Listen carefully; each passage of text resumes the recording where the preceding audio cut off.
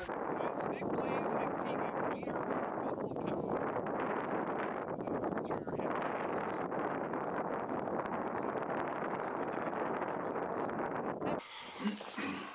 So what we'll do is get these hooks baited for you, and we'll put them down and see what we can catch.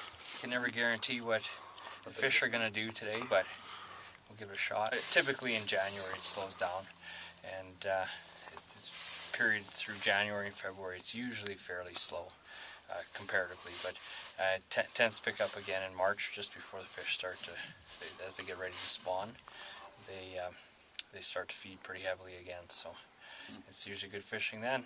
So awesome. We'll see what happens today. I don't know. See if it's our lucky day, right? Hopefully. Eyes. Okay. Oh. Eyeballs. Nice. Eyeballs. Yeah, they're pretty good bait. Yeah. Okay. Because these ones are from perch. They're really tough. They stay on the hook, nice, and they're pretty good bait. The fish love them. Seems all slightly cannibalistic. A little bit, but fish are cannibals. Way of life. Yeah. Yep. Yep. Fish are cannibals. Yeah. Okay.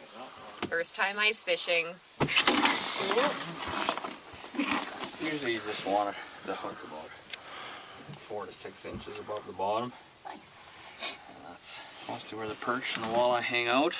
The Saskatchewan Wildlife Federation is an association of about 122 branches and 33,000 members across the province. Hunters, anglers, conservationists, anything you can imagine. So what we do is we work on behalf of anglers and hunters in the province and conservationists and people, anybody interested in the outdoors. We work with government, we do, we sell licenses. We have a lot of conservation projects, habitat projects. We own 65,000 acres of wildlife habitat across Saskatchewan, and that's land that's set aside for wildlife production and wildlife refuge, I guess. They're not wildlife refuges per se, but they are places for wildlife to live and thrive. We do fisheries enhancement projects. That's my job as fisheries biologist, coordinate enhancement projects across the province. We've got education programs. Yep, our education coordinator runs, oh, got a fish, Nick? There you go. He's kind of a baby. He is kind of a baby. Hey, better than Blaise and I have been doing. Oh, he's so cute. Now Nick, give him a kiss. It's up to you. Actually, I think both of you guys are going to have to, because I'm pretty sure I won. Nice. Whoa, holy. Nice. Hey, Nice. Okay, well I'm done for the day. There we go. Yeah. Holy. So that's the perch. Jeez, that is a good size. It's got a little bulge in him. Nice color. Yeah, that's a pretty fish, actually. Nice size. My actual first Saskatchewan fish I caught this summer just down on the causeway. Oh yeah. And there were a couple fishing just down from us, and I was so excited. I was reeling in the fish. It was great. And the woman standing down there saying, "You gotta kiss it." And I was just looking at her, and I was like, "You my fiance or the fish?" Like, I don't know what you're talking about. And she said, "No, you gotta kiss the fish. It's tradition." And I did, whether I was supposed to or not, whether I just got conned or tricked, I don't know, but it was a pretty interesting experience.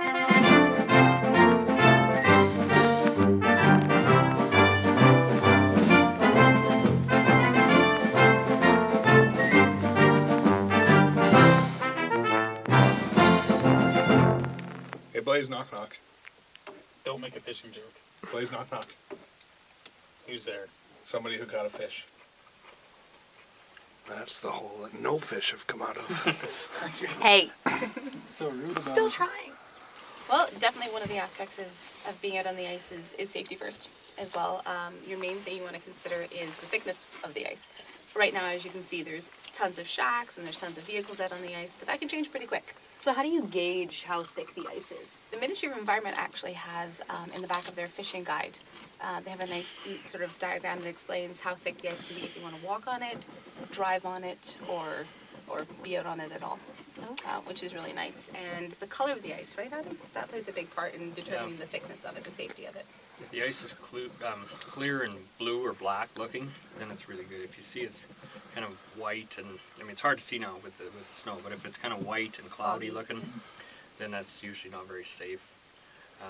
The only way you can really tell is to cut a hole in it and see how thick it is. And today we're probably at least 2.5 feet thick out here. So on Buffalo Pound, one of the dangerous spots is right between the causeways, or around the causeways, because water flows through and it's squeezed through those causeways, and it flows quite quickly and erodes the ice, so it's pretty thin there. It might be frozen today, but you never know how thick it is. So probably doesn't hurt to have at least a small first aid kit with you while you're out on the ice or fishing in general. So.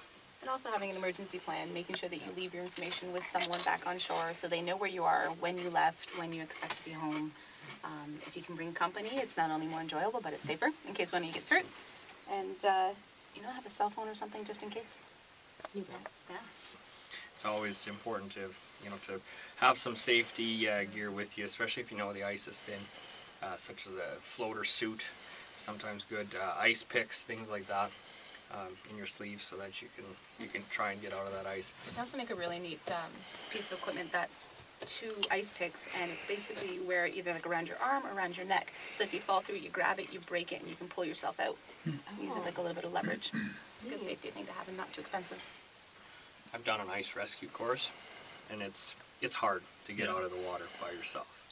So having something like ice picks or friends with a rope or throw bag, whatever is good. So this is the lucky one, hey? Skill. There's a lot of skill involved with this. I would say so. Blaise, how you doing over there? Patience. I've got one. Clearly, it's not the line.